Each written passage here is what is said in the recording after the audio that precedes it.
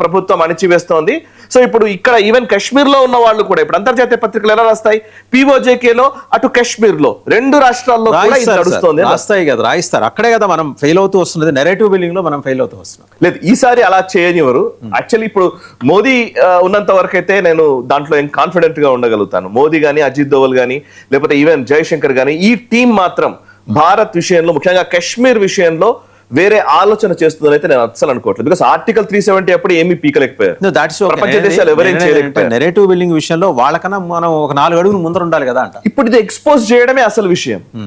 నా పాయింట్ ఏంటంటే ఇది అందరి బాధ్యత. పర్వేజ్ ఉమర్ ఫరూక్ అనేవాడిని తీసుకొచ్చి, ఒక ఉగ్రవాదిని తీసుకొచ్చి జంతర్ మంతర్లో కూర్చోబెడుతున్నారంటే, దేశ రాజధానిలో, అది కూడా పార్లమెంట్ సెషన్స్ జరగబోతున్న సమయంలో కూర్చోబెడుతున్నారంటే దానికి దేనికి సంకేతం? అది మిర్వాయిజ్ ఉమర్ ఫరూక్, ఉమర్ అబ్దుల్లాలు, ఇప్పుడు ముఫ్తీలు, ఎట్ ద సేమ్ టైం ఇప్పుడు రాహుల్ గాంధీ సమాధానం చెప్పాలి దీనికి. యాక్చువల్ నిజంగా మాట్లాడితే మనం we have to question them. Rahul Gandhi కానీ, లేకపోతే ఇప్పుడున్న విపక్షాల్లో ఉన్నటువంటి అరవింద్ కేజ్రీవాల్ కానీ, లేకపోతే మమతా బెనర్జీ కానీ, వీళ్ళు సమాధానం చెప్పాలి. మీరు వేర్పాటువాదులకు అనుకూలంగా ఉంటారు. ఇదివరకు జరిగినాయండి ఇవన్నీ. యాసిన్ మాలిక్ ని ప్రధానమంత్రి కార్యాలయానికి పిలిపించుకొని మన్మోహన్ సింగ్ గారు ఆయనకు మంచి స్వాగతం పలికారు. యాసిన్ మాలిక్ టెర్రరిస్ట్, వాడు వెళ్ళి లష్కర్ ఎ తోయిబా వీళ్ళందరితో మాట్లాడుతూ ఉంటాడు. సో ఇప్పుడు ముషరఫ్ తో మాట్లాడతారు వీళ్ళు. హురియత్ కాన్ఫరెన్స్ లీడర్లు అందరికీ కూడా పెద్దపీట వేసేవాళ్ళు. మనకు తెలుసు సయ్యద్ రజా గిలానీ ఆస్తులు అవన్నీ ఏం చేశారు అవన్నీ మనకు తెలుసు. వాళ్ళ పిల్లలందరూ ఇక్కడ లండన్ లో అక్కడెక్కడ చదువుకుంటున్నారు. ఎగ్జాక్ట్లీ. కశ్మీర్ కి సంబంధించినటువంటి గుప్కర్ గ్యాంగ్ అంటారండి వీళ్ళని. అంటే గుప్కర్ అని శ్రీనగర్ లో ఉన్నటువంటి ఒక రోడ్డు పేరు గుప్కర్ రోడ్. ఆ గుప్కర్ రోడ్ లోనే వీళ్ళందరూ ఉంటారు. ఈ టెర్రరిస్టులు అందరూ అక్కడే ఉంటారు అనమాట.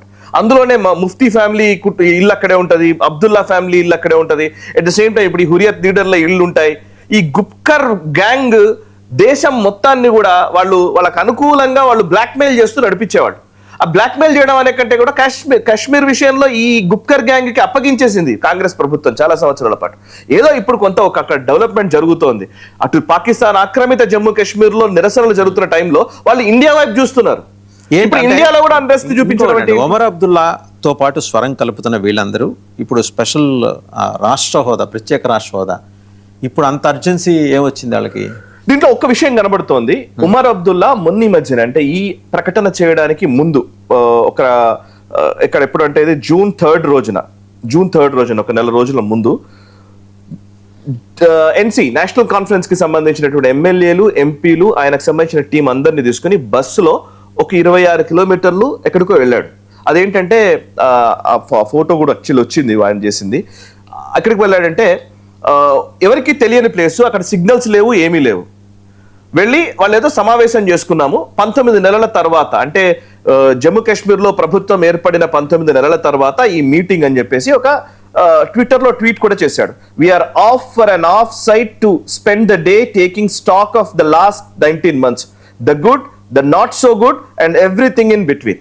ఇది ఆయన చేసిన ట్వీట్. ఆ బస్ లో కూర్చొని ఆయన ఒక ఫోటో రిలీజ్ చేశాడు. సో బస్ లో వీళ్ళందరినీ తీసుకుని వెళ్ళారు, మాట్లాడుకుని వచ్చారు. వచ్చిన తర్వాత నుంచి అంటే బేసికల్లీ ఇప్పుడు ఉమర్ అబ్దుల్లా కూడా వ్యతిరేకత బిల్డ్ అవుతోంది. అక్కడ ఎట్లాంటి వ్యతిరేకత వస్తుంది అని అంటే, అసలు ఈ స్టేట్ హుడ్ గురించి, అంటే రాష్ట్ర హోదా గురించి ఎందుకని ఉమర్ అబ్దుల్లా ఫైట్ చేయట్లేదు అని అందరూ అక్కడ వ్యాఖ్యానం చేస్తూ ఉన్నారు. ఈ టైంలోనే ఇప్పుడు ఉమర్ అబ్దుల్లా ఒక ఇష్యూని తీసుకొని, ఆయనకి ఎక్కడి నుంచి వచ్చిందో తెలియదు ఇన్ఫర్మేషన్, అంటే పాకిస్తాన్ నుంచి వచ్చిందా, లేకపోతే ఇక్కడ లోకల్ మన రాహుల్ గాంధీలు, మణిశంకర్ అయ్యర్లు, లేకపోతే పాకిస్తాన్ అనుకూల వాదనలు వినిపించే వాళ్ళు ఎవరు ఇచ్చారో హింట్ తెలియదు. కానీ ఇప్పుడు కామ్ గా ఉన్నటువంటి జమ్మూ కాశ్మీర్ గురించి ఇవాళ జంతర్ మంతర్ ఢిల్లీలో ప్రొటెస్ట్ వరకు తీసుకొచ్చారు. అండ్ ఇప్పుడు ఇది ఢిల్లీలో ఒక్కసారి ప్రొటెస్ట్ చేసిన తర్వాత కాశ్మీర్లో మళ్ళీ నిరసనలు మొదలవుతూ ఉంటాయి. కాశ్మీర్లో నిరసనలు మొదలైతే ఏంటి, పాకిస్తాన్ ఆక్రమిత జమ్మూ కాశ్మీర్ లో ఉన్నటువంటి భావనే అదే పరిస్థితి ఈవెన్ కాశ్మీర్ లో మన భూభాగంలో మన కాశ్మీర్ లో కూడా ఇదే పరిస్థితి ఉంది అని ఈక్వలైజ్ చేసే ఒక ప్రయత్నం జరుగుతున్నట్టుగా కనబడుతోంది. ఇప్పుడు మిర్వాయిజ్ ఉమర్ ఫరూక్ అనేవాడు ఎవడు అని అంటే టెర్రరిస్ట్. బుర్హాన్ వానీని గొప్ప నాయకుడిని కీర్తించిన వాడు. అండ్ బుర్హాన్ వానీని హెడ్ మాస్టర్ కొడుకు అని చెప్పినటువంటి నాయకులు ఉన్నారు. బుర్హాన్ వానీకి కూడా హక్కులు ఉన్నాయని మాట్లాడే వాళ్ళు ఇక్కడే ఉంటారు. సో ఇప్పుడు ఇక ఒక వాదన వినిపిస్తున్నారు. ఇప్పుడు నిన్న ఏదో జాతీయ ఛానల్లో కాంగ్రెస్ అనుకూలమైనటువంటి వ్యక్తులు మాట్లాడుతున్నది ఏంటంటే, అతను భారతీయ పౌరుడు కాదా మిర్వాయిజ్ ఉమర్ ఫరూక్? భారతీయుడే కదా, భారతీయుడికి నిరసన తెలిపే హక్కు లేదా? ఈ చెత్త వాదనలు చేస్తారు. భారతీయుడే కదా అని అంటే, ఇప్పుడు బిట్టా కరాటే ఉన్నాడు, వాడు భారతీయుడే. యసిన్ మాలిక్ భారతీయుడే. ఖలిస్తాన్ ఉగ్రవాదులు అందరూ భారతీయులే. ఓకేనా, పర్వాలేదా? ఖలిస్తాన్ ఉగ్రవాదు కూడా భారతీయ మూలాల్లో ఉంటే సరిపోతుందా? అంటే ఈ ప్రాబ్లం ఏంటంటే వీళ్ళకి ఈ హక్కులు లేకపోతే ఇంకోటి పెట్టేసి ఇప్పుడు ఇలా మాట్లాడే వాళ్ళకి ఇది అసందర్భమేమో కానీ ప్రశ్నరావుని కూడా భారతీయుడేగా, ఆయన మీద అందరూ భారతీయులే. వీళ్ళ దృష్టిలో ఏంటంటే భారతీయుడైతే ఏమైనా చేయొచ్చా, ఏమైనా చేసిన వాడు భారతీయుడు అయినప్పటికీ వాడిని జైల్లో పెట్టాలి, అంతేగాని ఈ స్టేట్ షేర్ చేసుకునే విధానం ఉండకూడదు.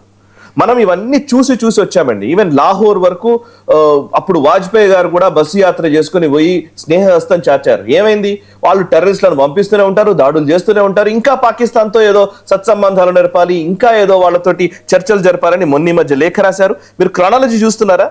ఇప్పుడు పిఓజేకేలో నిరసన 117 మంది లెటర్, ఏమో 117 మంది లెటర్లు, ఇప్పుడేమో ఒమర్ అబ్దుల్లా వెళ్ళి నిరసనలు తెలుపుతా అంటాడు. ఇప్పుడు జంతర్ మంతర్ దగ్గర, అది కూడా పార్లమెంట్ వర్షాకాల సమావేశాలు జరిగే టైంలో నిరసనలు.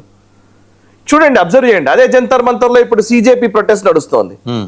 అది ప్రొటెస్ట్ అనడానికి లేదులే, పాపం వాళ్ళు అక్కడ కూర్చొని ఏదో యాక్టివిటీ నడుపుతున్నారు. అక్కడ జనాలు లేరు, ఏం లేరు, ఏదో రోజు పొద్దున బ్రేక్ఫాస్ట్, మధ్యాహ్నం లంచ్, సాయంత్రం డిన్నర్ అన్నట్టుగా సాగుతోంది జంతర్ మంతర్ లో. ఇప్పుడు జంతర్ మంతర్ వేదికగా ఇప్పుడు ఈ జమ్మూ కాశ్మీర్ ఇష్యూని తీసుకురావడం.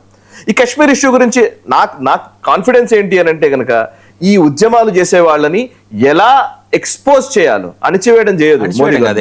ఎలా ఎక్స్పోజ్ చేయాలో మోదీకి చాలా స్పష్టంగా తెలుసు. Okay, so Modi and Ajit Doval గారు వీళ్ళు ఉన్నంత వరకు అయితే కాశ్మీర్ విషయంలో మనం భయపడాల్సిన అవసరమేం లేదు. అయితే వీళ్ళని ఎక్స్పోజ్ చేయాల్సిన బాధ్యత మాత్రం మన పైన ఉంది. ఎందుకంటే బికాస్ భారతదేశంలో ఉంటూ భారతదేశ వ్యతిరేక భావనలు వ్యక్తపరిచేటువంటి వ్యక్తులకి నిజంగా ఈ దేశంలో జీవించే హక్కు ఉండకూడదు. Rights. Thank you Sai Krishna garu, thank you very much. So చూసాం కదా 2 అంశాలు. ఒకటి ఏంటంటే